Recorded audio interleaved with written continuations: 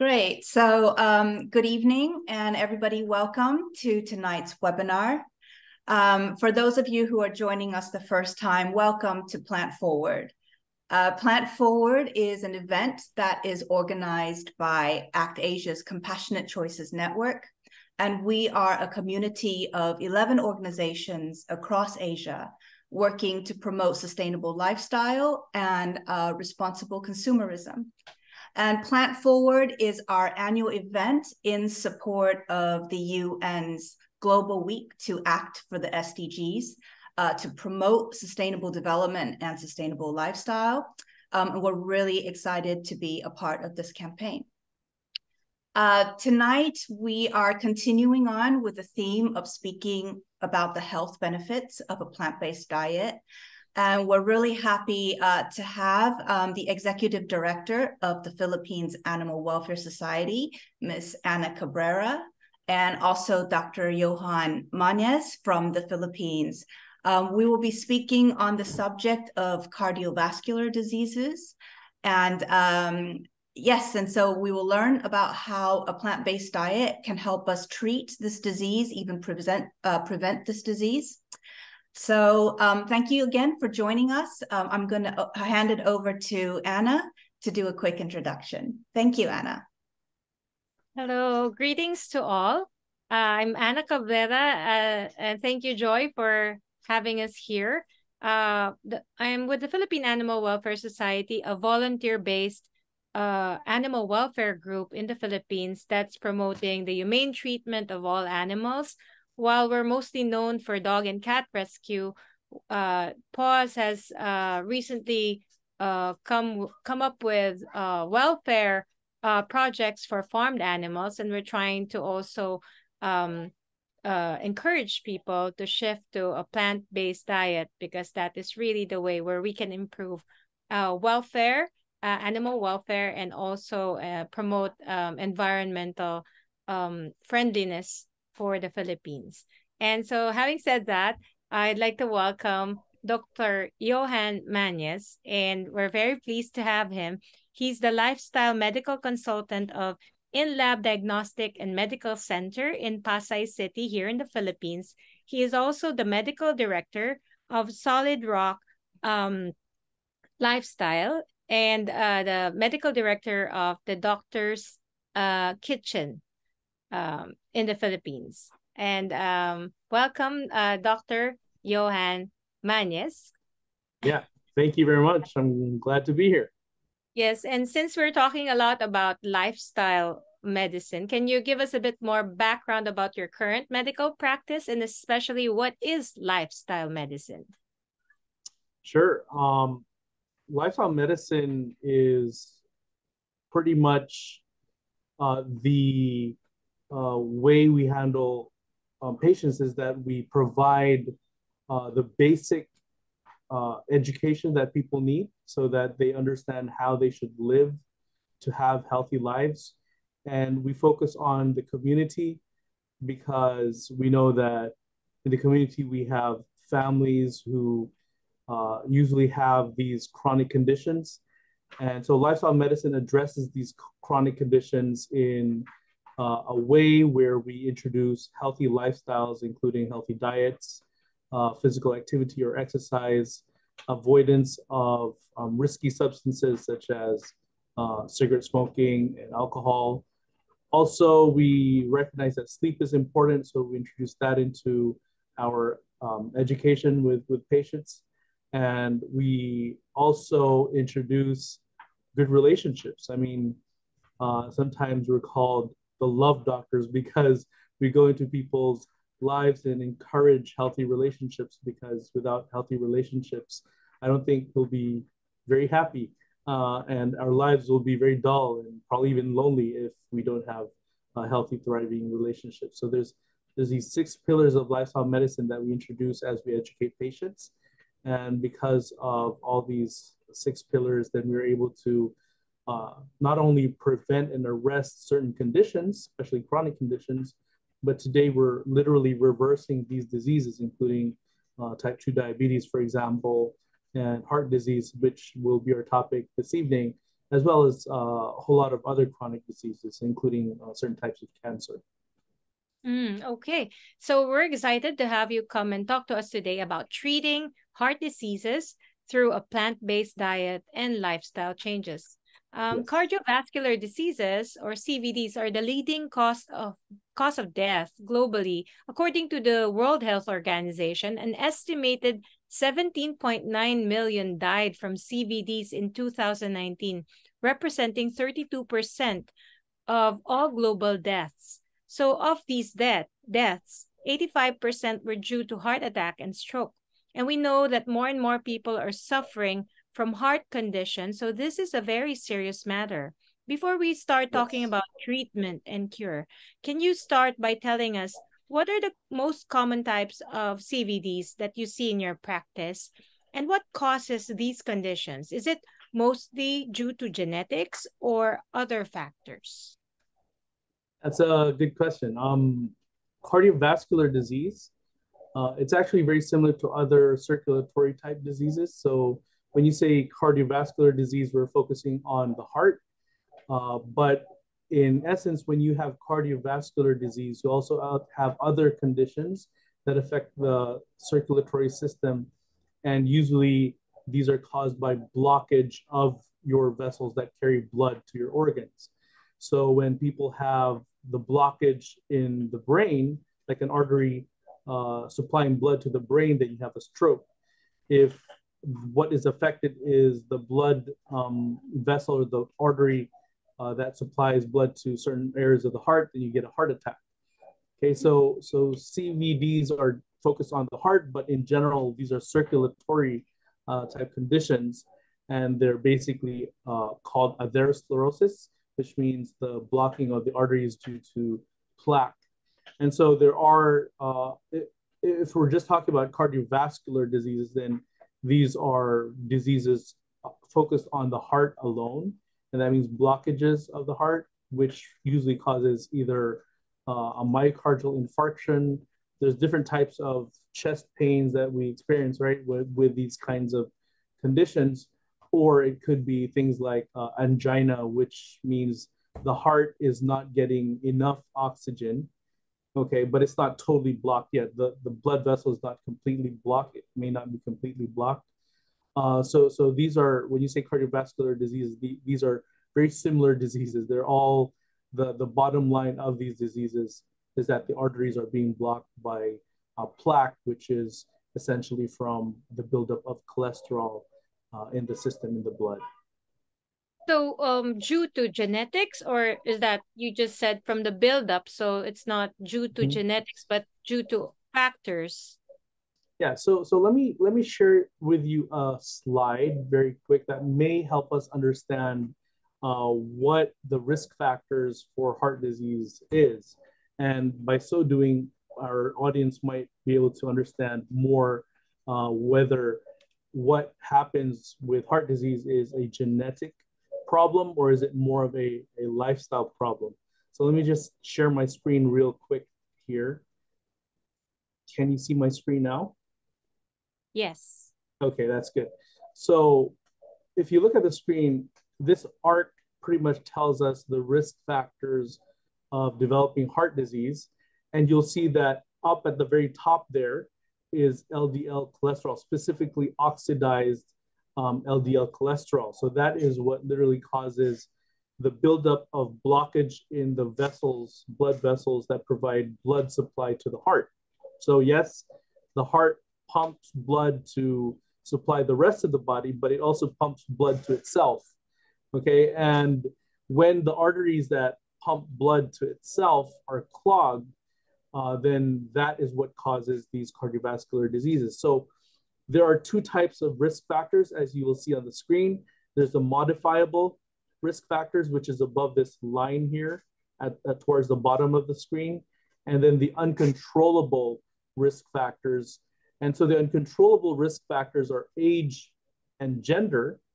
If you could see here at the top, modifiable is genetic. So there is actually something we can do that will help change our genetics so that we don't produce heart disease. And that is something that we only recently found out. We're talking about epigenetics here, where there are switches in our genes that you can turn one gene on or off depending on the lifestyle that you live. And so that if you eat very unhealthy foods, then your genetics will turn heart disease on. Okay. And when you start eating healthy foods, then your genetics, the on and off switches, the epigenetics will turn the genes off. And so we've seen this in studies, in many studies. And so we now know that genetics does play a role, but the thing is we can modify the expression of these genes by altering the other risk factors. And again, one of the main risk factors is LDL cholesterol, specifically oxidized LDL cholesterol in the blood. So that is the main risk factor. That's why it's at the very top of this arc here. Of course, you can't control your age, you can't control your gender. So LDL cholesterol is the most important risk factor for developing heart disease. I hope that I've answered that question. Yes, yes. In fact, in Philippines, I've heard this a lot. LDL stands for lechon de leche. That's like the roasted pig. They often associate it with that. And they say, you know, we have to be careful about our LDLs or lechon de leche. Because I'd like to add to that. So just for our audience who don't speak Tagalog or are not from the Philippines, we have a term we use in lifestyle medicine. LDL are the little devils. Okay, so they're the bad cholesterol, and then the good cholesterol is HDL. So HD being heavenly darlings. So yeah, that's what we say to our patients. Easier to remember. Yeah. Okay. So how do you think since we have connected it with lifestyle, and a lot of even the genetics can be reversed with the lifestyle changes, how do you think current Asian modern day lifestyle contributes to the development and severity of these conditions with the CVDs? Yeah. Actually, Asian culture and Asian food is relatively, or was, I should say, relatively healthy until the introduction of the agricultural era, where we were able to now produce in mass certain types of products, certain food products. And because of that, we started to introduce things like restaurants and fast food. And that pretty much messed up our healthy diets in Asia in general. So Asians are very healthy in general. We're very healthy in general until the introduction of these, again, modern day instant fast food restaurants where you don't need to cook. You just have to pass by the restaurant, you get your food, and then you go. So today, because of that modern lifestyle that we're living, current our cultures, our food that used to be healthy now is being overtaken by Western type food, I would say. And so because of that, we're also starting to see the increase in Western type diseases in Asian countries. So it's more of the Westernization of Asian countries that I think contributed to the increase of heart disease rates across Asia. I mean, Japan used to be the healthiest in terms of heart disease in the world, but now we're seeing that more and more people in Japan are developing the same lifestyle diseases caused by very unhealthy diets and very unhealthy lifestyles. So in the Philippines, we have the data in that our top killer is exactly the same top killer in the US, which is heart disease. So our number one killer in the Philippines is heart disease, just like you see in other Western countries around the world. So I don't know exactly about the other countries in Asia, but I see that the trend is going up, and there's more and more people suffering from chronic diseases, especially heart disease. Oh, so you're maybe saying that also more and more restaurants and fast foods is directly connected to that condition. Yeah. And just the availability of more animal-based foods, which is where we get most of the cholesterol from in our diets, in our blood. It's if you ask, do you need cholesterol as a human being? Yes, absolutely, we need cholesterol. But the thing is, our liver produces all the cholesterol we need, so that when we eat cholesterol from our food, that is extra cholesterol, we don't need that cholesterol. And so that causes a buildup of cholesterol that we don't need in our bloodstream, especially as you process and expose the cholesterol to air, and it causes oxidation when you cook it. And that oxidized cholesterol is what really causes the buildup of plaque in our arteries and eventually kills us through a heart attack or a myocardial infarction. Mm-hmm. Interesting, because if, and we'll get to this later, the plant-based diet has zero cholesterol. Am I right? Yeah, Yes. that is, if it's purely plant-based diet, absolutely zero cholesterol. Okay, so before we get into the plant-based connection, how do people know they are suffering from CVD? Or what are the most common symptoms, if any?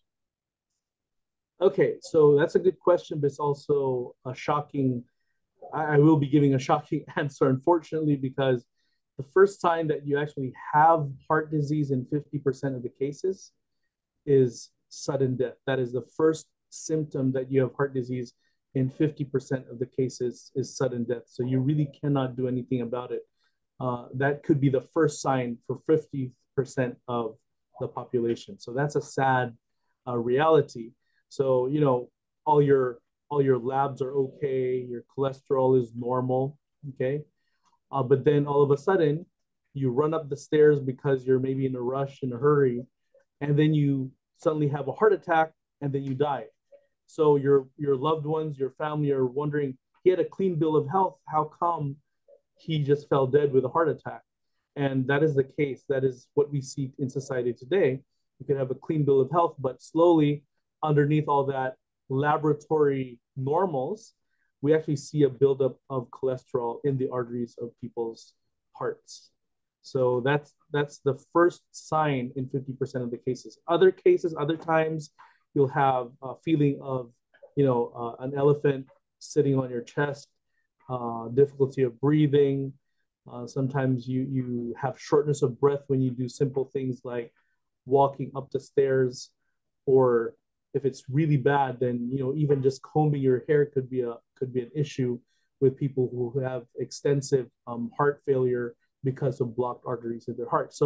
So what I'm concerned of is the 50% who won't even have a chance to feel these symptoms, to experience these symptoms before they find out that they do have heart disease. So it's something that the public really needs to be aware of, that heart disease is a killer, and it is killing the majority of deaths in our society is due to heart disease.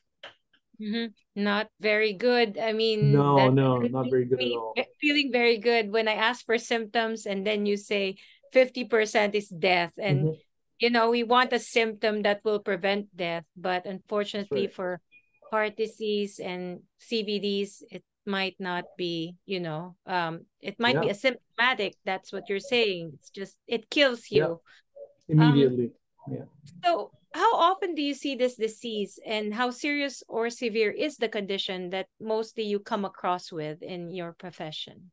I mean, heart disease being the number one killer, you expect that you will have a lot of heart disease patients. Just this afternoon, actually this morning, I had a heart disease patient in my office. So, we see these people on a regular basis. And again, these are the lucky ones who actually did experience some chest pain and went to the ER, got an angiogram, and then the doctor, even the cardiologist, found out that, oh, okay, you have certain percent of blockage in whatever arteries that are supplying blood to your heart.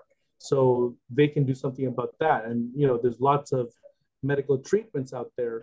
But if you really want to reverse the disease and have it permanently healed, or so that you don't experience these blockages, then there is something that we can do about it. So yes, we do see lots of heart disease patients, and we actually have chronic disease patients with multiple chronic conditions, including heart disease. So, they'll come in as a diabetic, and then we find out that he does have heart disease. He has arthritis, kidney problems, constipation, And so it's not just one disease. It's not just heart disease. There's usually a myriad other diseases that come along with a heart disease, and they're basically, one of the same thing. It's the food that really is killing us, because when we start people on a healthy lifestyle, a healthy diet, sometimes we see these conditions just melt away, including the blockages in the heart.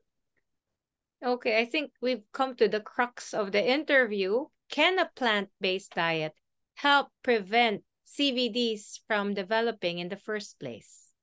Absolutely, yes. Okay, I mean, people sometimes say absolutely, then they don't say yes or no. Well, I'm saying absolutely yes, because I've seen it personally in my practice. People who not only want to prevent heart disease, but we can now reverse heart disease. Truly, if we're talking about nutrition education, right? If we're talking about educating the public, the masses, about preventing heart disease, the default diet should be a plant-based whole food diet. And I say that because this is the only diet that it can not only prevent and arrest the progression of heart disease. If people stay on that diet, we can actually reverse the process. So people say, for the longest time, physicians have thought that once you have heart disease, that is a condition that you will have for life, because it just gets worse. The reason that it gets worse is because we're not treating the cause. We're just giving these kind of band-aid treatments, where the person has a symptom, we try to treat that symptom by giving them a pill, but we never address the cause. And the cause of the heart disease is the high cholesterol food that people actually eat. There's, of course, other conditions that increase our cholesterol, including stress. So we'll have to also manage stress of the patient. We'll also have to manage the other 6 pillars of lifestyle medicine that I mentioned earlier, because food may be, food may be one of the most important, if not the most important aspect in the 6 pillars when it comes to reversing heart disease. But there's also other conditions, other things that people have to do in order to improve their chances of reversing that heart disease, including stress management. Okay, so yes, we have been able to reverse heart disease. We have proven that the blockages just melt away. It is a metabolic process to create the blockage. So it's a metabolic solution that we need. And the only way to improve a metabolism that will reverse the condition will be to change the way people eat, change the way people perceive food, and of course, change their overall lifestyle. Mm-hmm. Well, that's interesting. You're saying that we're not treating the cause, the reason why they still have, or they're not able to treat the cardiovascular diseases. They're not treating the cause. So is it also safe to say that the cause really is the food that they eat, because it contributes contributes to the buildup? And Yes. having said that, if it's not just the food and the stress factors also, would you be able to tell us, like, the percentage of sometimes people say, we're stressed, but we don't eat meat. So what are the chances of a stressed person that doesn't eat meat and the stressed person that eats meat? What are the chances in that combo or combination? Yeah, of course, the worst combo would be a person who's stressed out and at the same time eats meat, right? That would be the worst scenario. The thing is, when you look at laboratory results, now I want to show you, we're talking about reversing disease now, right? Reversing heart disease. Well, let me just show you one slide here, actually a couple, 1, 2, 3 slides on how certain countries in the world were very successful in reversing the heart disease in their country, because they decided that they didn't want to die off as a nation. They didn't want to die from heart disease. Okay, so let me just share this slide real quick. And this slide is a study, or at least a multivariate analysis of those are kinds of studies of Dr. Ansel Keys.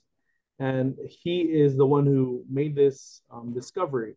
So let me just share my slide real quick. So if you'll see here, this was in the 1980s, right? Where they discovered that Finland was the #1 country with the highest cholesterol, highest cases of heart disease in their country. They're just up there. Okay, so we see that at the left side here, Japan had the lowest rates of heart disease. And what happened here was that it was the diet of these countries. When you compare the country with the highest cholesterol rates and the country with the lowest cholesterol rates, 80% of the variance could be explained by differences in their usual diet, especially in their amount of saturated fat. So it wasn't just the cholesterol in the food, it was also the saturated fat that they were looking at. And we know that saturated fat can come from animals, or it can come from plants as well. There are certain plants with a lot of saturated fat. And that's why when we introduce a plant-based whole food diet to a person with heart disease, we not only recommend a plant-based whole food diet, we also add a low-fat diet. So it's a plant-based whole food, low-fat diet, because we now know that even saturated fat, which we can find, for example, in palm oil or even coconut oil, that saturated fat can stimulate our liver to produce more cholesterol than we actually need. Okay, remember, the dietary requirement for cholesterol is 0. We don't need cholesterol from our food. But when we do eat saturated fat, the cholesterol that our liver produces, it produces it in excess because it's stimulated to produce more.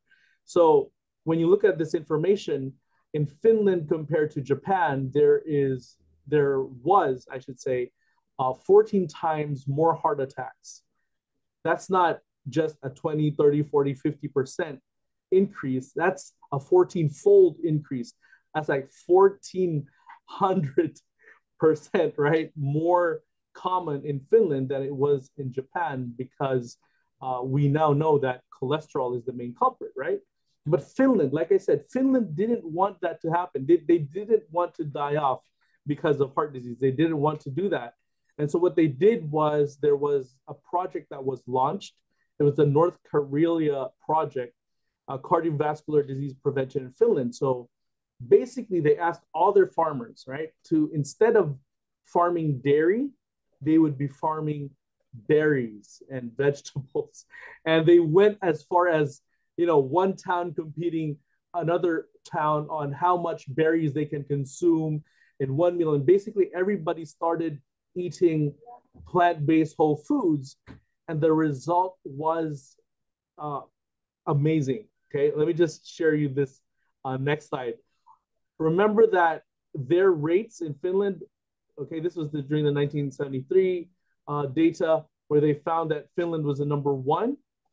After just 25 years of putting their whole country and encouraging them to eat more plant-based foods rather than dairy and animal-based foods, they were able to decrease their heart disease by as much as 85%. You can't do that through pills. We've never done that through pills. A whole population decreased their heart disease by as much as 85%. All of Finland went down 80%. North Karelia, where the project was focused on, they decreased their heart disease by 85%. So that is humongous. That's a huge drop in heart disease rates. That's why we really know that it works. If you put anybody on a plant-based diet, they have almost 100% chance of reversing their heart disease. Okay, so we greatly reduced cardiovascular and cancer, even cancer mortality, all-cause mortality was reduced to 45%, leading also to greater life expectancy, approximately 7 years for men and 6 years for women. So that just shows us how powerful lifestyle and food is when it comes to reversing the #1 cause of death. That's why, when I should say specialists like cardiologists recommend nutrition for their heart patients, they should recommend by default a plant-based whole food diet, because that's what all the evidence tells us. So now, vying for the world record heart disease death rates is the United States, because they were second on the list, and now they are the top country with the most heart disease rates in the world. So that just shows us how powerful lifestyle and diet is in reversing the #1 killer in the world, heart disease. Doctor, what exactly is it in meat that contributes to all these factors, and what is it you think in plants that makes it the preferred diet? Right. So I want to answer that in a very simple way, because if I go into the molecular the molecular explanation of things, it might not be too understandable to the public. So before I became a medical doctor, I was actually a biologist. That was my pre-med. And in biology, we compared everything, systems, right, including the gastrointestinal system of animals. And lo and behold, certain gastrointestinal systems are designed by nature to eat certain things. Like, for example, a regular house lizard. I don't know if you have that in your place, but in our place, in our country, we have a lot of house lizards in the Philippines, and they eat insects, right? Their gastrointestinal system is designed to help these lizards eat insects so that they can thrive. They can not just survive, but thrive. But if you start feeding house lizards with bits of strawberry or bits of, I don't know, fruit, okay, their system is not designed to eat that. They're going to later on suffer some sort of malnutrition and eventually die from some disease. And so we find that in different species of animals, including carnivores. So carnivores are designed to eat meat, and their whole gastrointestinal system is designed to eat meat. When it comes to the human being, when we look at our teeth, when we look at our gastrointestinal system is very similar to herbivorous animals, where our intestines are very long. The acid that we produce in our stomachs are limited compared to the acid that tigers and lions produce. And that's why they can digest half a zebra, right? And not have upset stomach or indigestion. But we know that humans, when we eat a lot of meat, like, some of these eat all you can restaurants that we have, right? They want to eat the worth that they paid for. And so they're going to stuff themselves with a lot of meat. That evening, they'll be going to the bathroom because they have indigestion of some sort. That alone tells us that we're not designed to eat a lot of meat, if any at all. And just by that, I know that our system was designed to eat more plant-based foods. And I'm not the only one saying that. There's a group called the Physicians Committee for Responsible Medicine in the US, and it's actually an international organization. I'm also a member of that organization. After 35 years of research, they've discovered that we are herbivorous animals, and there are 4 food groups that we should be eating from as human beings. I just call this the human diet, just because I know that's what we should be eating as a species, right? So if you forget everything I say this evening, or I would like you to remember these 4 food groups. We're supposed to be eating from fruits, whole grains, beans, and vegetables. Those 4 groups. You eat from those 4 food groups every single meal, every single day, and you are literally going to prevent yourself from getting most, if not any, chronic type disease, including heart disease, which is the #1 killer in the world today. Oh, doctor, it's just sad because you did not mention meat in any of the food groups, but the way our fast foods are created, you'd think that they would comprise like the major food group that we should be eating, but it's not the way, because yeah, we have difficulty trying to find places where to eat as vegetarians. And also, weird thing about Asians, when they go to a buffet, they tend to gravitate towards the meat because they want to get their money's worth.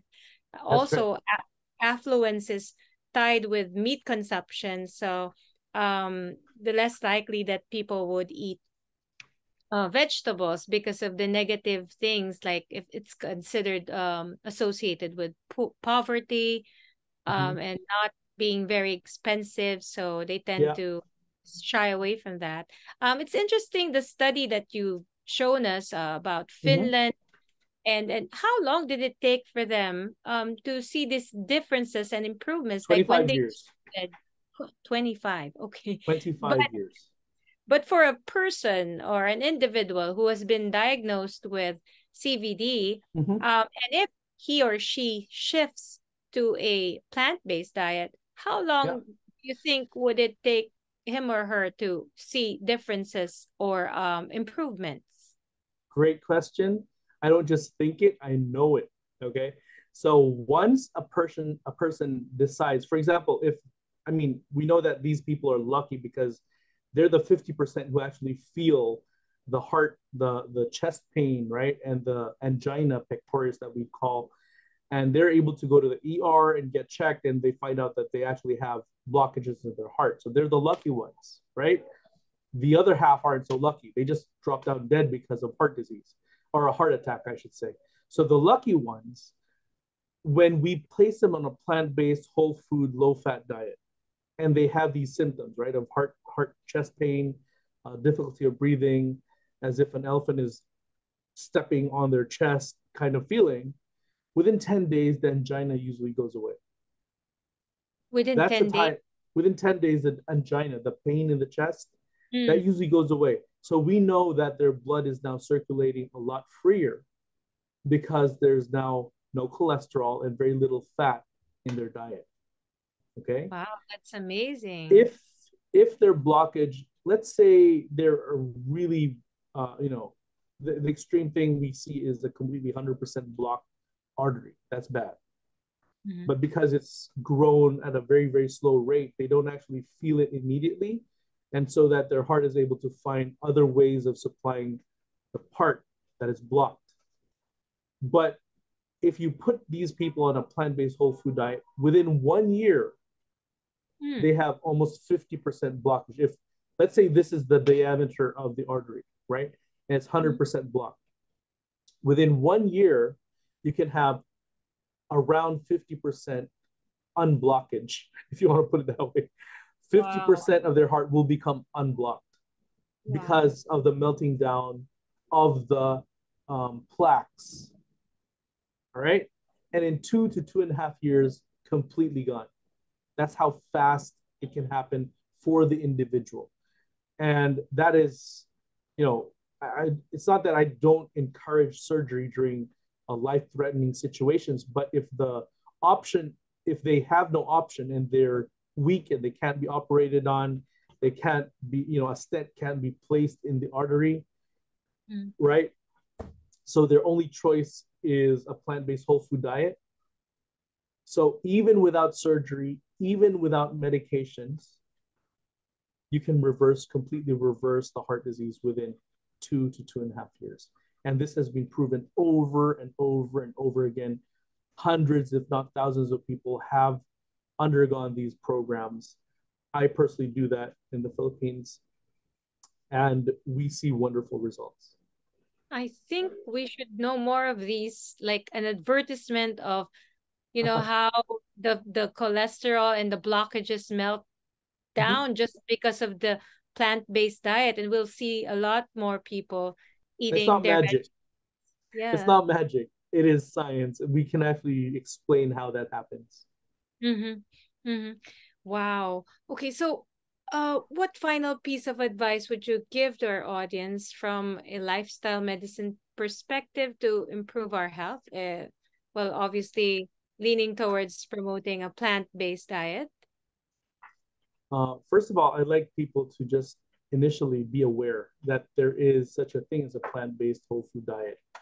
And it is not just a diet that avoids animals and allows us to be more friendly, not just to the animals, but also to the environment.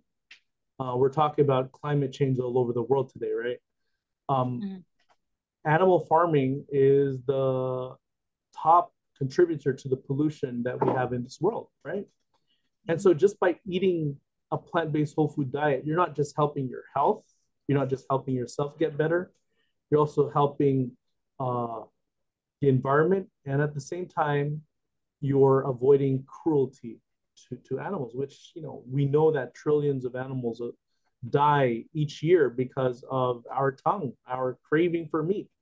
All these poor animals dying. So my message is to explore, for people to just try 30 days on a plant-based diet. Experience how it helps you personally when we're talking about health. And maybe if you like the effects, then just embrace it as a new lifestyle. That's why we're called lifestyle medicine specialists. We help people change their lifestyles in a way where they realize that, okay, plant-based whole foods can actually taste good. There's a whole myriad of foods that you can explore through a plant-based whole food diet. So you're doing yourself good, you're doing the world good, the planet, and you're also saving lots of animals. So that is my message to everybody. Yeah, thank you so much, doctor. But just a quick follow-up question, because Plant Forward is really about making small changes and believing that those small changes can lead to an even bigger change. And so our topic now is reversing cardiovascular disease through diet and lifestyle change. But is it all or nothing? Like, if you're trying to treat the condition, what about small changes like swapping 1 to 2 meals a day to a plant-based diet instead of being 100% vegan, vegetarian overnight? Right. Will we see improvements and changes, or do we need to follow the strict diet and lifestyle 100% in order to see these improvements? So if you're for now, if you're healthy, you don't have any issues, and you want to prevent yourself from developing heart disease, small changes will work until you eventually are able to embrace a completely whole food plant-based diet.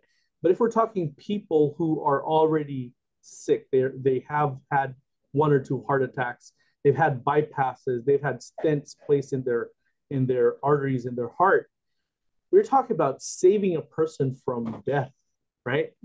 That person is literally a time bomb at any time it can go. So if we're talking about reversing the heart disease in people who already have the condition, we have to understand that it is really an all or nothing situation where we have to embrace this healthy lifestyle, healthy eating. We're talking about plant-based, whole foods, low-fat way of eating, okay? And it's not scary.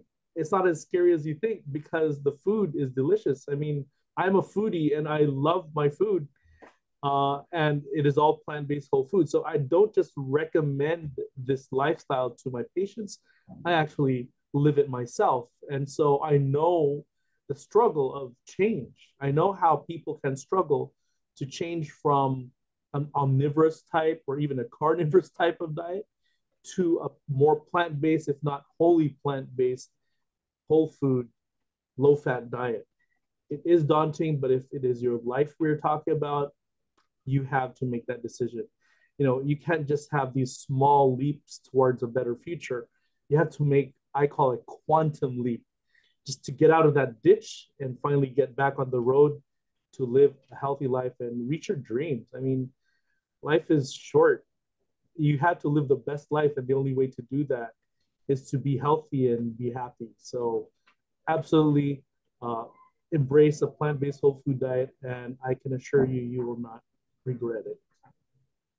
Thank you, doctor. Thank you for all your wonderful insights, and also for encouraging. Actually, this is the Plant Forward campaign. Everything you just said, the food is delicious, it's good for your health, it's good for the environment.